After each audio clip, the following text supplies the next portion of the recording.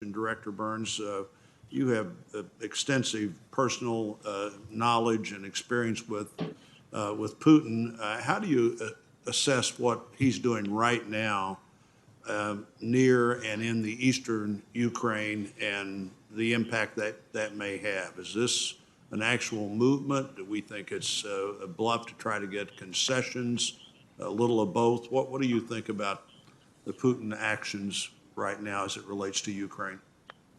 Well, Senator, thanks for the question. I think, as I said in my confirmation hearing, most of my white hair came from serving in Russia and dealing with Putin's Russia over the years. So one thing I've learned is not to underestimate, the ways in which President Putin and the Russian leadership, can throw its weight around.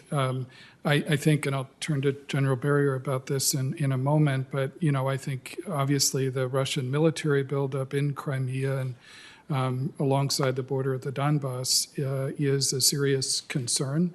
I think it could be a combination of the things that you mentioned, signaling a way of trying to intimidate the Ukrainian leadership, signals to the United States, but also that buildup has reached the point where, it also could provide the basis for limited military incursions as well. And so it's something not only the United States, but also our allies has to take very seriously. And I know Director Haynes and I and others have been involved in, a number of briefings and conversations with our allies as well, so that we're sharing information and they share that same concern, I think, that we have as well. And that was part of the purpose of the President's call yesterday to President Putin, was to register very clearly the seriousness of our concern.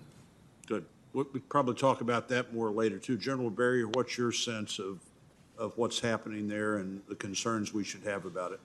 Senator, working with our partners in Joint Staff J2, European Command, NATO, and our key Five Eyes partners, the Russians have positioned themselves to give themselves options. So as we've watched that buildup of forces, they could actually be going into a series of exercises starting at any time, or they could, if they chose to perhaps do a limited objective attack, they may take that option. We don't know what the intent is right now. I agree with Director Burns and his assessment of that, and we can go into more detail in the closed session, sir. Let me see if I can get one more question in, General Berrier. We know that our adversaries, no matter what level of involvement they had in the pandemic, can see now the impact that has on a big, open, free society like ours, but they also can see the impact it has on the military. Look what happened on the USS Theodore Roosevelt and in other places. What are we thinking about as a potential way we'd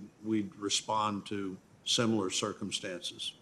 Certainly, from the point of view. Senator, the pandemic has given us insights on how we can do our jobs better should this happen again. In terms of readiness of our key adversaries that we watch, I think initially it did have an impact on the readiness of those forces, although they seem to have overcome that. As an example, is what we're seeing with the Russians in the Ukraine and the Crimea right now does not appear to be impacted by COVID, and so we continue to watch that very carefully across the spectrum of foreign military intelligence. Thank you. Thank you, Chairman.